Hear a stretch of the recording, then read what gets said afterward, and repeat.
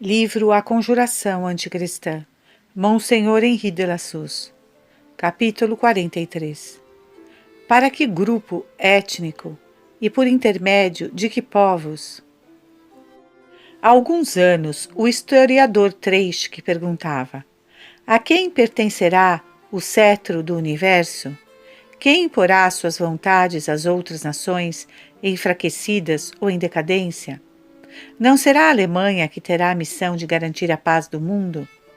A Rússia, colosso imenso em formação, com pés de barro, será absorvida por suas dificuldades econômicas e internas. A Inglaterra, mais forte na aparência do que na realidade, verá sem dúvida suas colônias se separarem dela e se esgotará em lutas estéreis. A França, toda voltada para suas discórdias internas e para as lutas dos partidos, enterrar-se-á cada vez mais numa decadência definitiva. Quanto à Itália, ela terá muito a fazer se quiser garantir um pouco de pão para os seus filhos. O futuro pertence, pois, à Alemanha, a qual virá juntar-se à Áustria se ela desejar viver. Assim pensa a Alemanha. A Inglaterra tem esperanças semelhantes.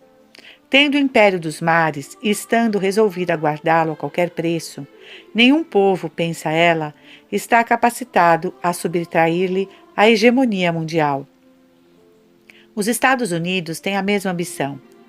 O centro de gravidade da atividade humana se desloca rapidamente, e num futuro que não está distante, a América conduzirá o mundo. Assim fala Ireland, um dos mais fiéis intérpretes da alma americana. Quem será? É o segredo do poder oculto, mas é mais ainda o segredo de Deus. Em nenhuma questão, em nenhuma ocasião, foi mais verdadeiro dizer: o homem propõe e Deus dispõe. As ambições, não mais as ambições de fronteiras como outrora, mas as ambições de grupos étnicos, estão excitadas por toda a parte, armadas, prestes a arriscarem a aposta pelo Império Universal. O poder oculto observa há séculos. Ele mantém seus homens junto a todos os soberanos, nos ministérios de todos os governos, na diplomacia e nas forças armadas dos diversos povos.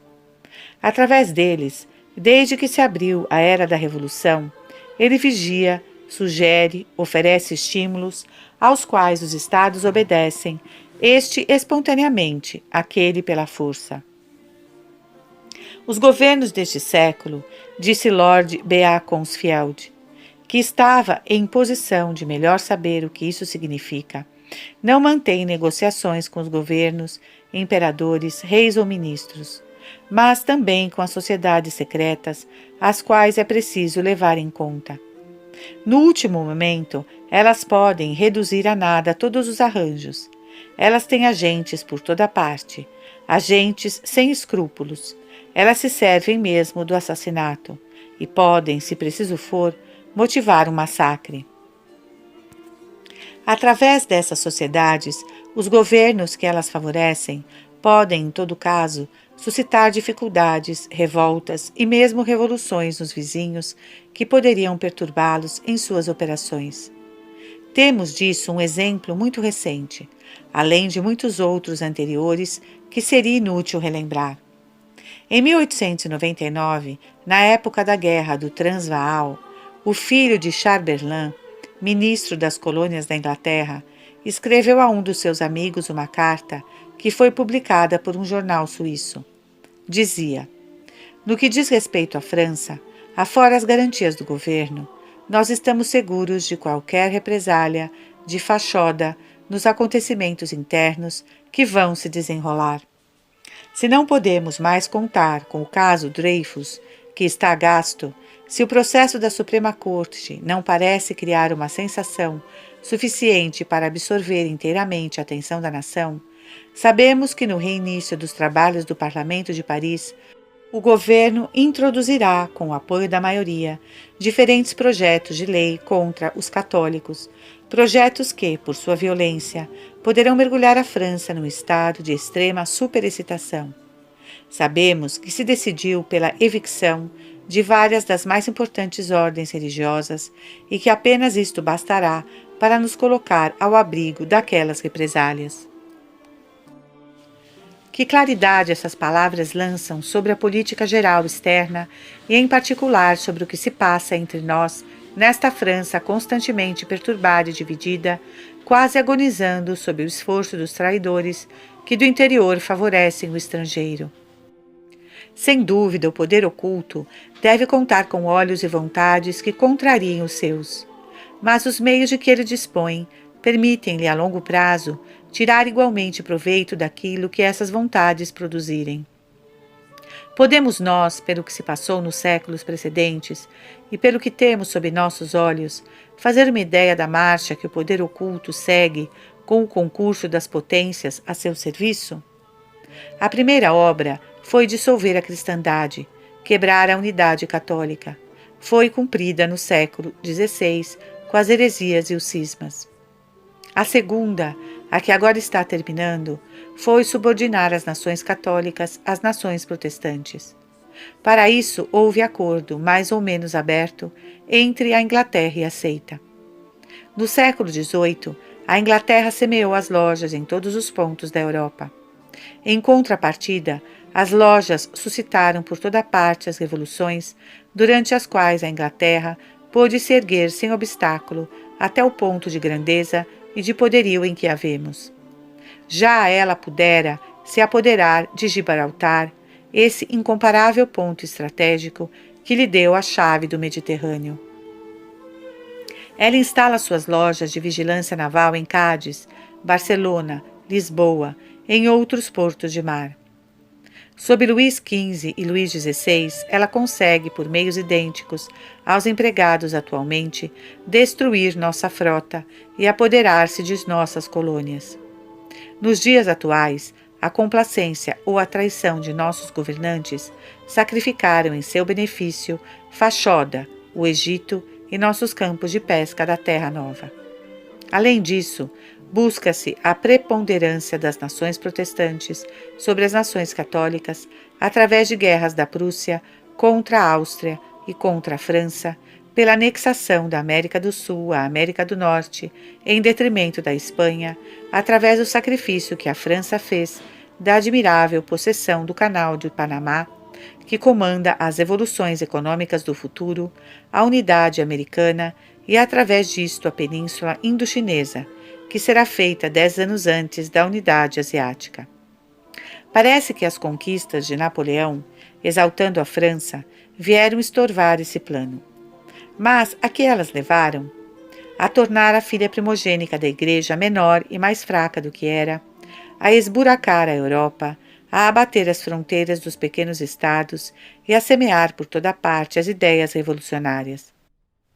Ao mesmo tempo que, através da diplomacia e da guerra, rebaixa as nações católicas em benefício das nações protestantes, o poder oculto prepara, através da propagação dos princípios de 89, o estabelecimento em todos os países do governo republicano e da soberania do povo. Quando julgam chegado o momento, as sociedades secretas sublevam as paixões, excitam as revoltas, fazem estourar as revoluções e proclamam a república. Enquanto a franco-maçonaria vê um monarca prestar-se à execução dos seus desígnios, ela o sustém, aumenta seu poder por meio de uma burocracia mais concentrada e de um acréscimo de poder militar. É o que se vê na Prússia e também na Itália. Não será sempre assim. Quando a Itália, é certo, ela será transformada em república, como o serão a Espanha e Portugal. Quanto à Rússia, já está entregue ao parlamentarismo. Dar-se-ia o mesmo com a Prússia e com a Inglaterra?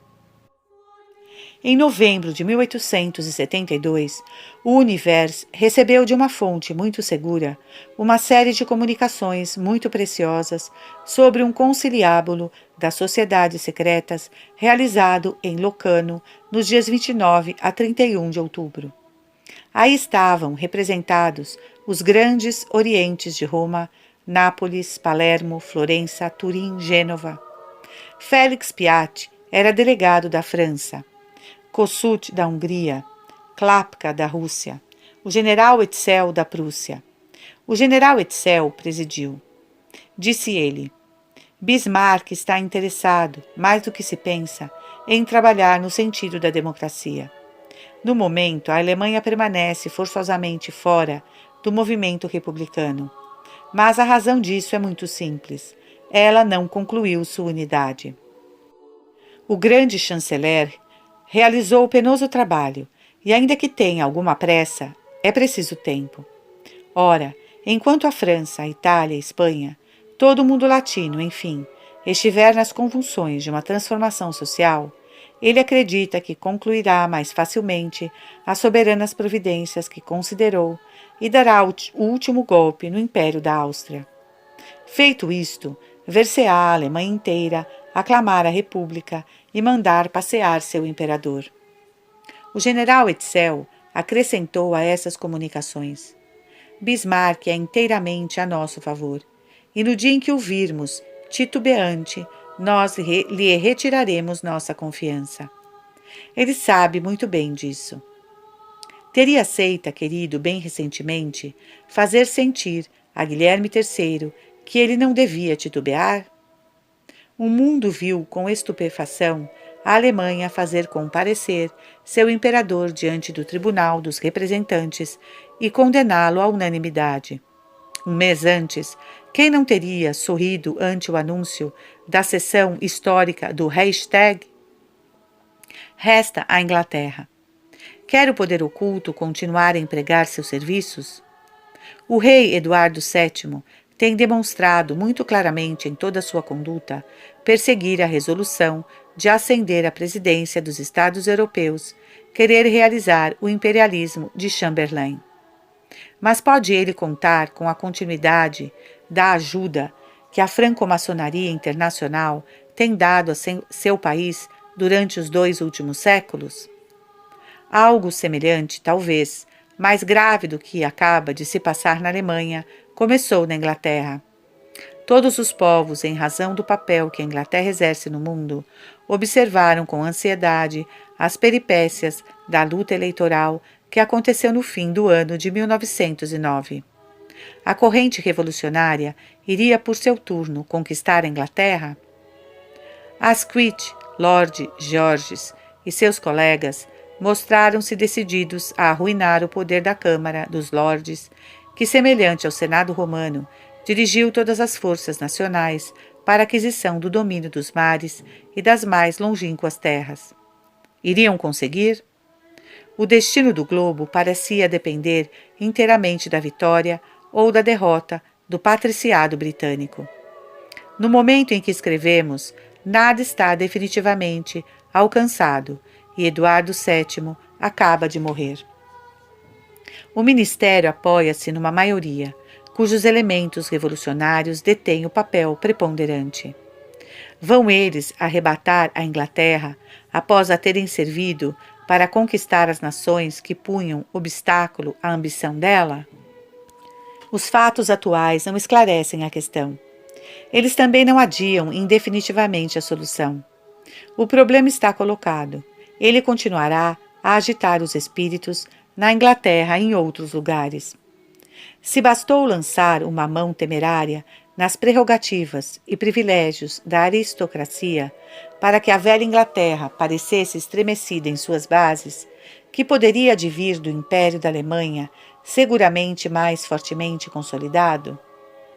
Igualmente, o poder oculto, quer dizer, o governo secreto que dirige o povo judeu rumo aos destinos para os quais se crê chamado há tantos séculos e que acredita alcançar em nossos dias, esse poder segue, não podemos duvidar disso, com olhar atento todos os acontecimentos.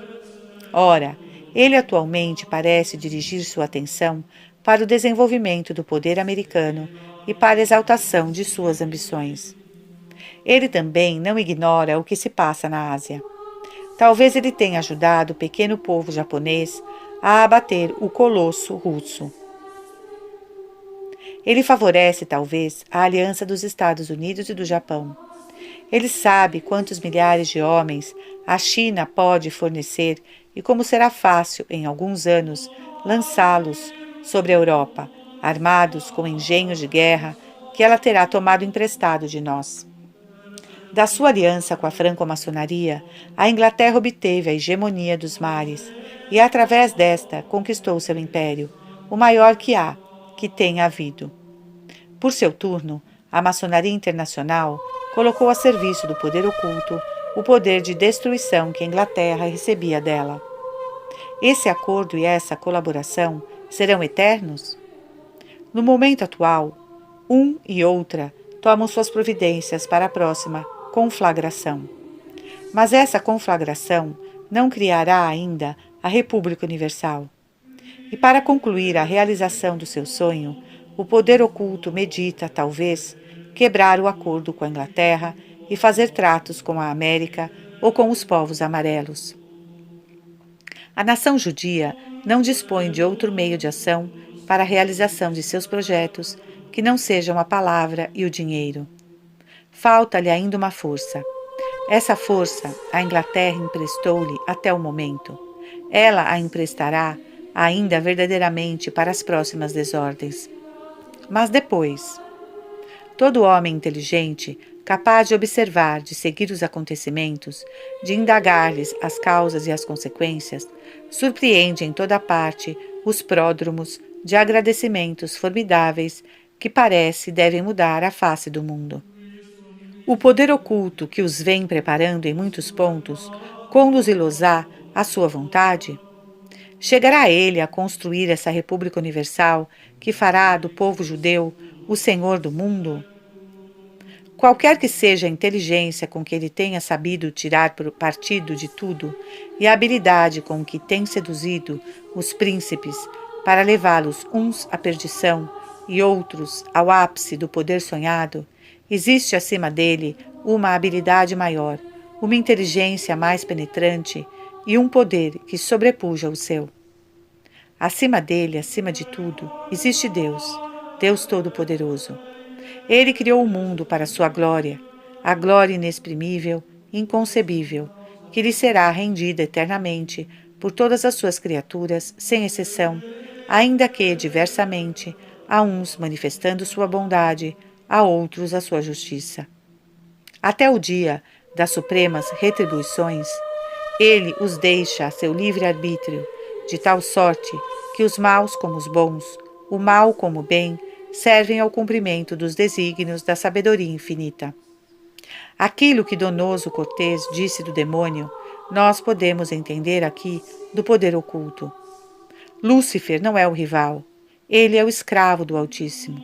O mal que ele inspira ou introduz na alma e no mundo, ele não o introduz, ele não o impõe, sem a permissão do Senhor. E o Senhor não lhe dá essa permissão, senão para castigar os ímpios ou para purificar os justos com o ferro em brasa da tribulação. Dessa maneira, o próprio mal chega a se transformar em bem, sob a conjuração toda poderosa daquele que não tem igual, nem em poder, nem em grandeza, nem em prodígio, que é aquele que é, e que tirou tudo o que existe fora dele, dos abismos do nada. Satã, a sinagoga e a maçonaria buscam seus desígnios com um sucesso que, sem dúvida, parecerá, num certo momento, realizar-se completamente. O soberano Senhor de todas as coisas espera-os, nesse dia, para realizar o que Davi viu e ouviu há 30 séculos num de seus êxtases proféticos. As nações se agitam em tumulto e os povos meditam projetos vãos. Os reis da terra se sublevam e os príncipes mantêm conselho contra o Senhor e contra o seu ungido. Quebremos seus laços, dizem eles, e lancemos longe de nós nossas cadeias. Aqueles que está sentado nos céus ri e zomba deles. O Senhor me disse: Tu és meu filho, eu te engendrei desde toda a eternidade. Pede, e eu te darei as nações como herança e como domínio às extremidades da terra.